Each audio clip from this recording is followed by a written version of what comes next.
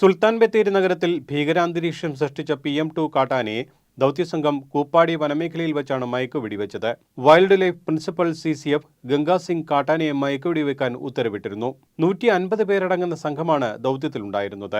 തമിഴ്നാട് നീലഗിരി ജില്ലയിലെ ഗൂഡല്ലൂർ, പന്തല്ലൂർ താലൂക്കുകളിലെ ജനവാസ കേന്ദ്രങ്ങളിൽ ഇറങ്ങി നാശനഷ്ടങ്ങൾ വരുത്തിയ മോഴയാന വെള്ളിയാഴ്ച പുലർച്ചെ 2:30-ക്കാണ് ബത്തേരി നഗരമധ്യത്തിലെത്തിയത്.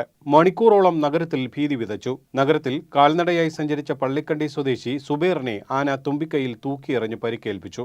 നാട്ടുകാരും വനം ജീവനക്കാരും ഏറെ നേരം പരിശ്രമിച്ചാണ് ആനയെ നഗരത്തിൽ നിന്ന് 2 കിലോമീറ്റർ അകലെയുള്ള കട്ടയാട് വനത്തിലേക്ക് തുരത്തിയത്. കഴിഞ്ഞ ദിവസം കുങ്കിയാനകളുമായി പിടികൂടാനെത്തിയ വനപാലകർക്ക് മുമ്പിൽ മറ്റൊരു കാട്ടുകൊമ്പൻ കവചമായി നിന്നതോടെ ശ്രമം പരാജയപ്പെട്ടു. വിരണ്ടോടിയും ആക്രമണ ഭീഷണി ഉയർത്തിയതും വനപാലകരെ ചുറ്റിച്ചു. ഇതിന് പിന്നാലെയാണ് മയക്കുവെടിവെച്ച് കൊമ്പനെ പൂട്ടിയത്. തമിഴ്നാട്ടിൽ ഏതാനും പേരെ കൊലപ്പെടുത്തുകയും പരിക്കേൽപ്പിക്കുകയും 100ഓളം വീടുകളും കടകളും തകർക്കുകയും ചെയ്ത മോഴയാനയെ വനംവകുപ്പ് മയക്കുവെടിവെച്ച് പിടികൂടി റേഡിയോ കോളർ പിടിപ്പിച്ച് 1.5 മാസം മുമ്പ് മുതുമല വനത്തിൽ വിട്ടിരുന്നു.